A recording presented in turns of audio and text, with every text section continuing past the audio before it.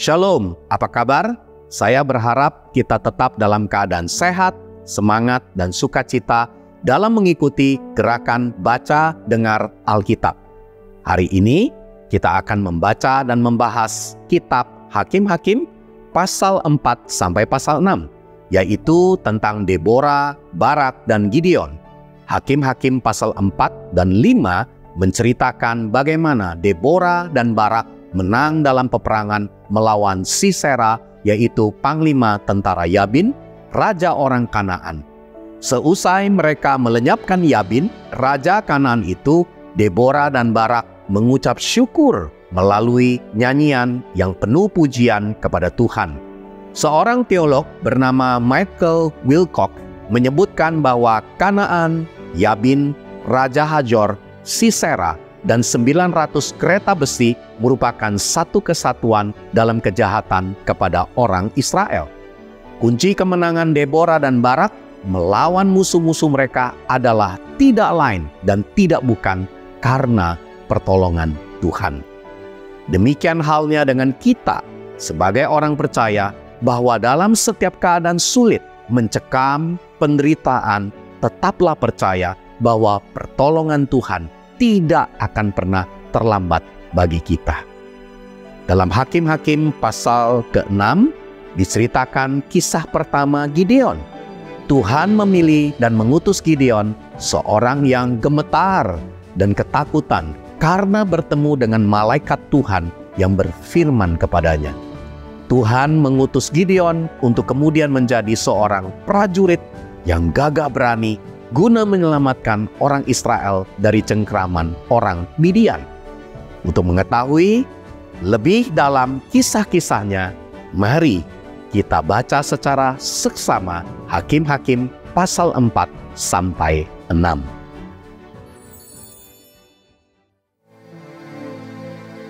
Setelah Ehud mati, orang Israel melakukan pula apa yang jahat di mata Tuhan. Lalu Tuhan menyerahkan mereka ke dalam tangan Yabin, raja Kanaan, yang memerintah di Hazor. Panglima tentaranya ialah Sisera, yang diam di Haroset Hagoyim.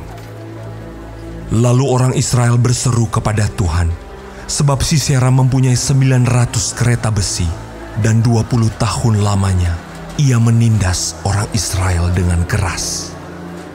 Pada waktu itu, Deborah, seorang Nabiah, istri Lapidot, memerintah sebagai hakim atas orang Israel. Ia biasa duduk di bawah pohon korma Deborah, antara Ramah dan Betel, di pegunungan Efraim, dan orang Israel menghadap dia untuk berhakim kepadanya. Ia menyuruh memanggil Barak bin Abinoam dari Kedes di daerah Naftali, lalu berkata kepadanya, "Bukankah Tuhan, Allah Israel, memerintahkan demikian? Majulah, bergeraklah menuju Gunung Tabor dengan membawa 10.000 orang Bani Naftali dan Bani Zebulun bersama-sama dengan engkau.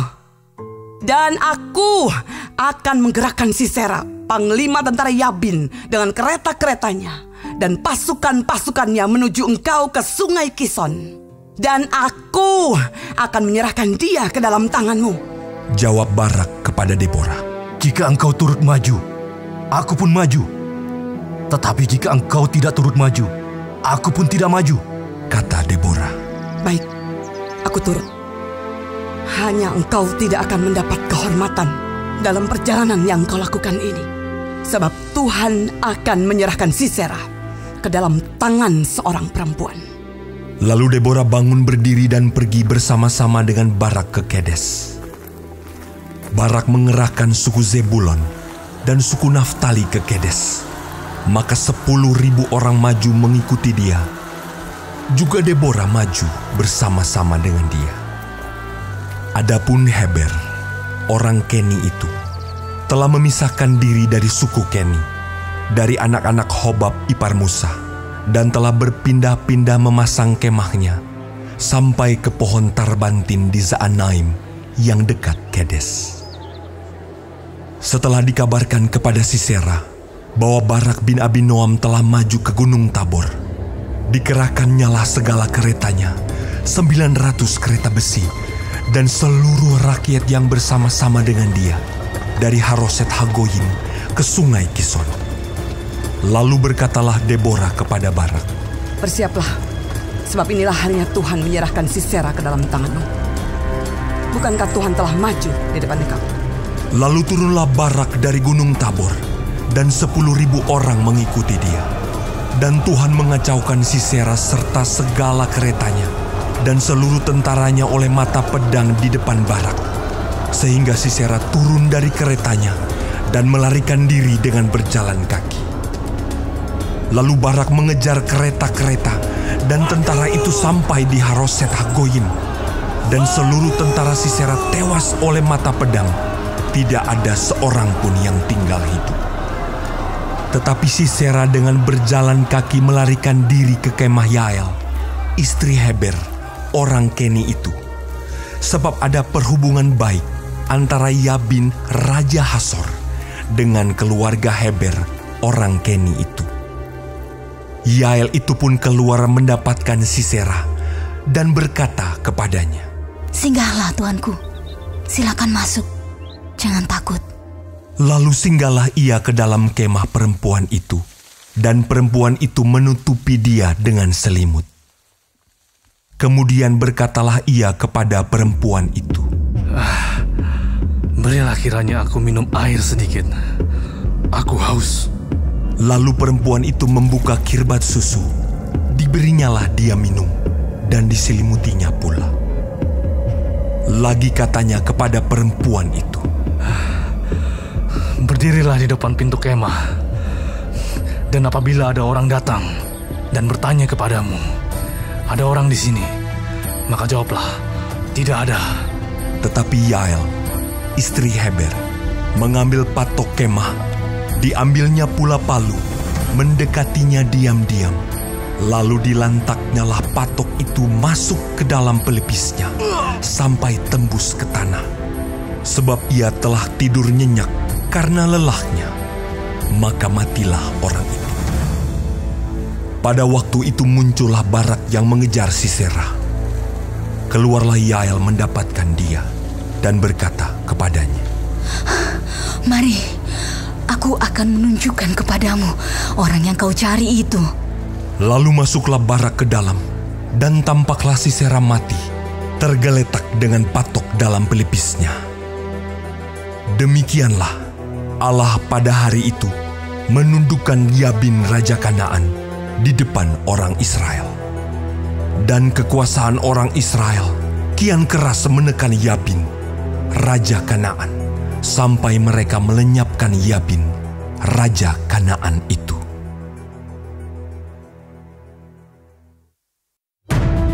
Pada hari itu, bernyanyilah Deborah dan Barak bin Abinoam demikian, "Karena pahlawan-pahlawan di Israel siap berperang.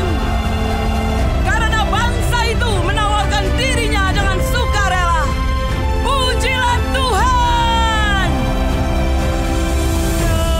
Dengarlah, ya raja-raja, pasanglah telingamu, ya pemuka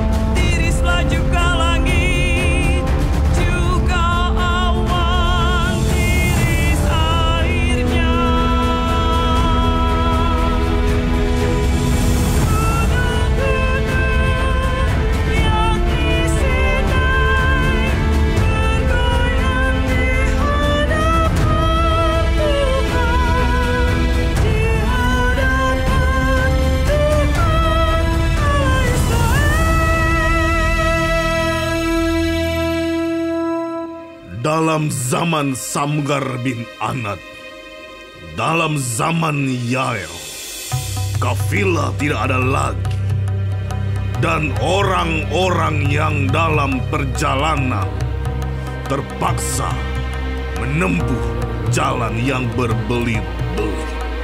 Penduduk pedusunan diam-diam saja di Israel. Ya, mereka diam-diam. Sampai engkau bangkit, Deborah. Bangkit sebagai ibu di Israel. Ketika orang memilih Allah baru, maka terjadilah perang di pintu gerbang.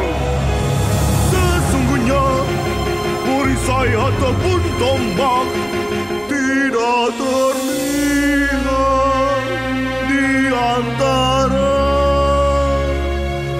40.000 orang di Israel. Hatiku tertuju kepada para panglima Israel, kepada mereka yang menawarkan dirinya dengan sukarela di antara bangsa itu.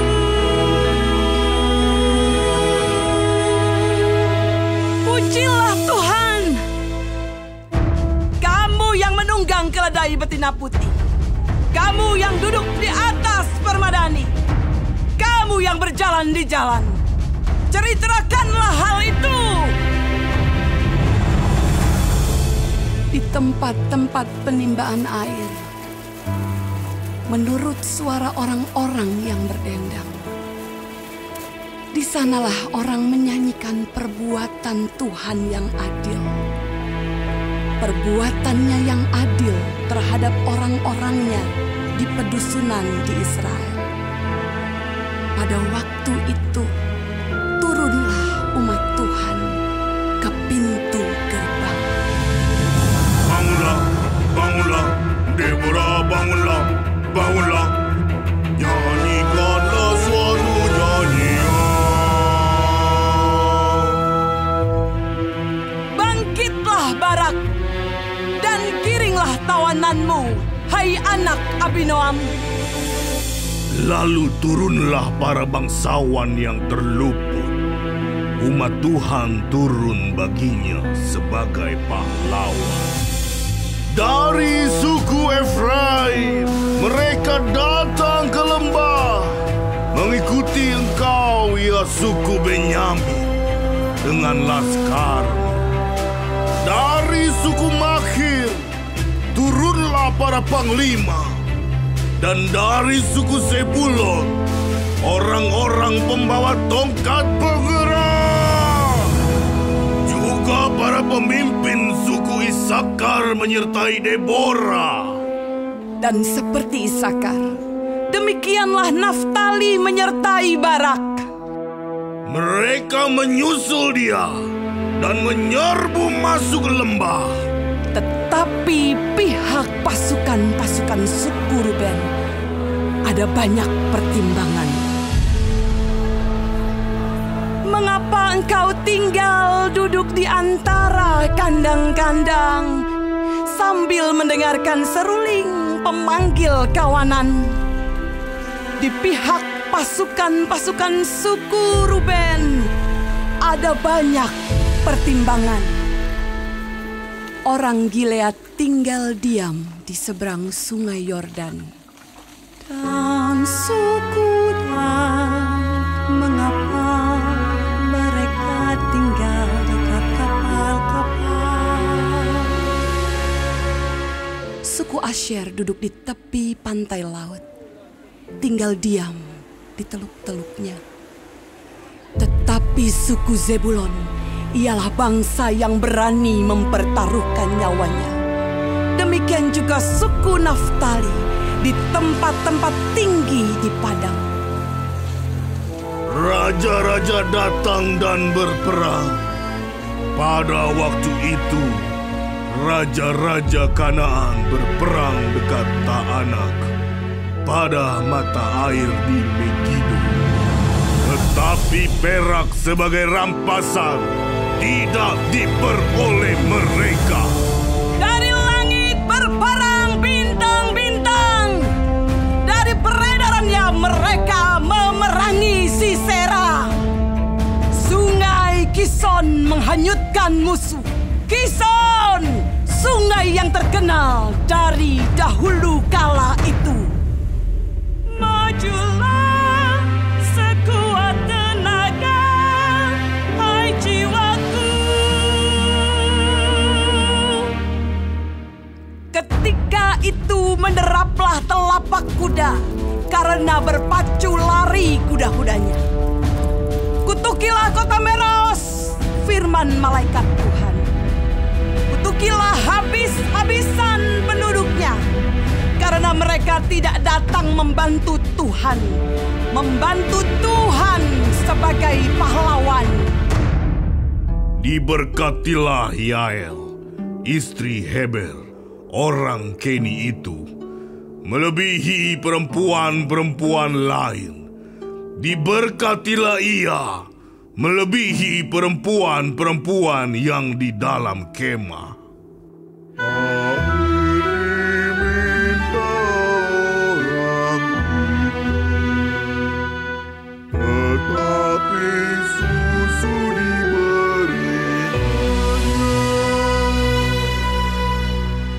Dalam cawan yang indah disuguhkannya dadi.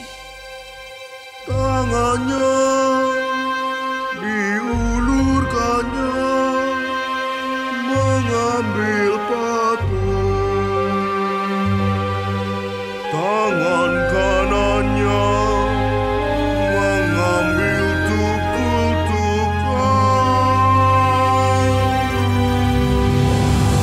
Ditukulnya Sisera, dihancurkannya kepalanya, diremukkan dan ditembusnya pelipisnya.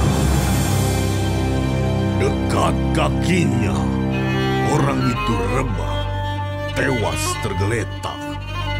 Dekat kakinya, orang itu rebah dan tewas. Di tempat ia rebah, di sanalah orang itu tewas digagahi. Dari jendela, Ibu Sisera menjenguk dan berseru dari tingkap. Mengapa keretanya tak kunjung datang? Mengapa kereta-keretanya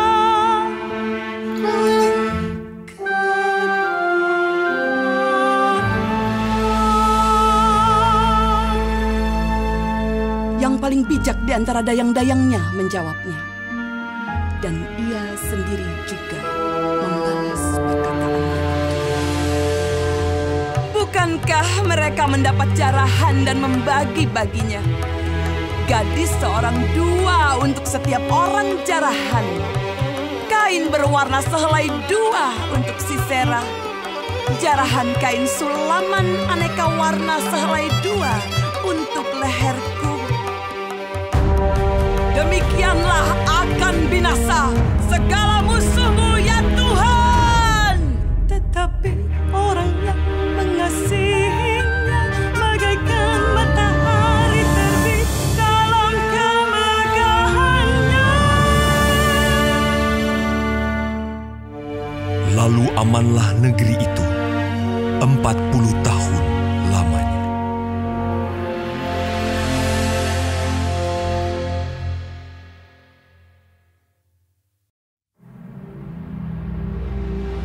Tetapi orang Israel melakukan apa yang jahat di mata Tuhan.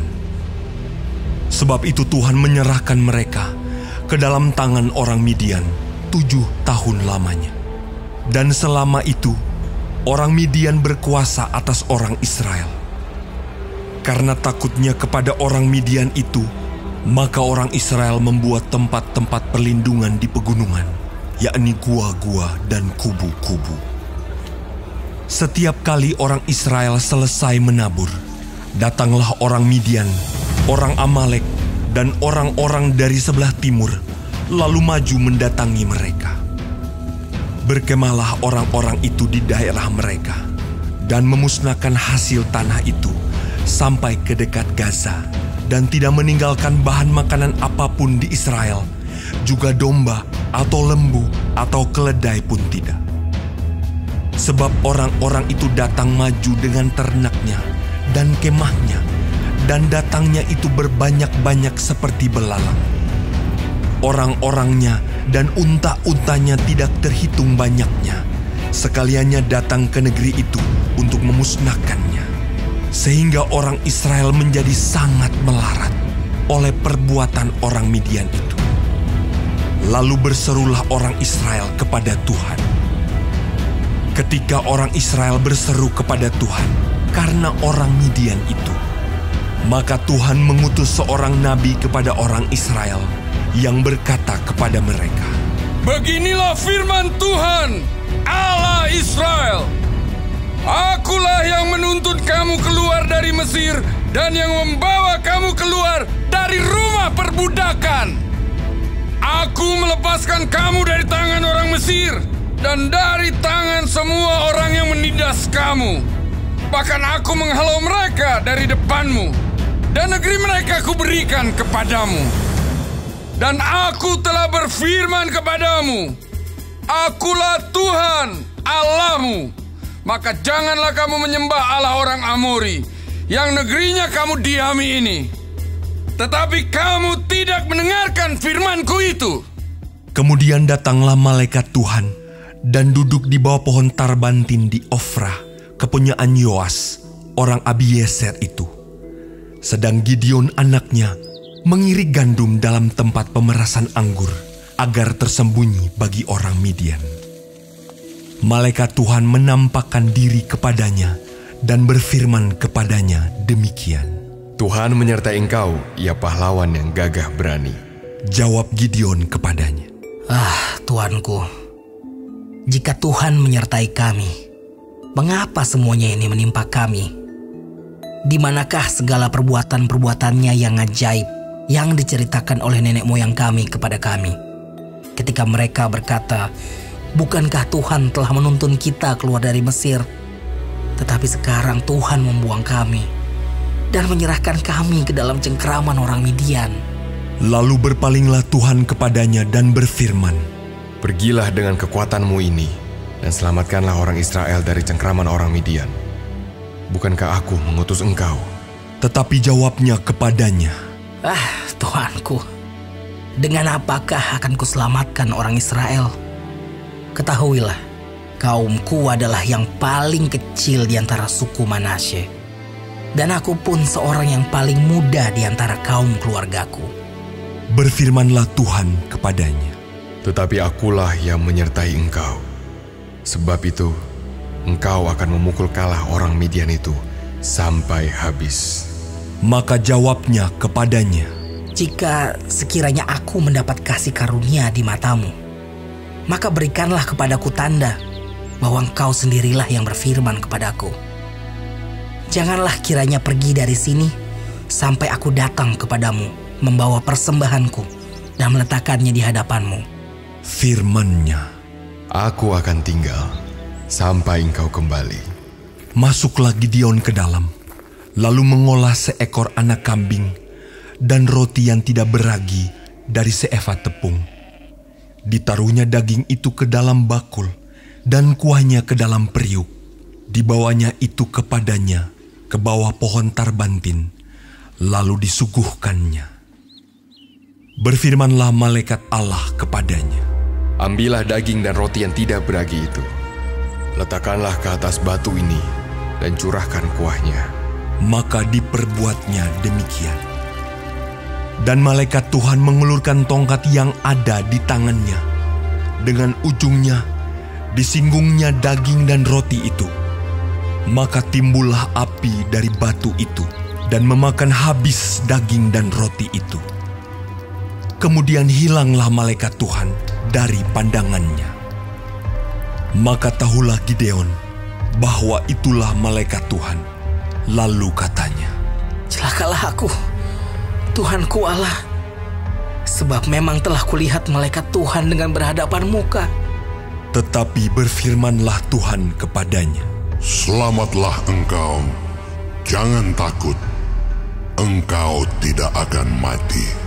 Lalu Gideon mendirikan mezbah di sana bagi Tuhan dan menamainya Tuhan itu Keselamatan.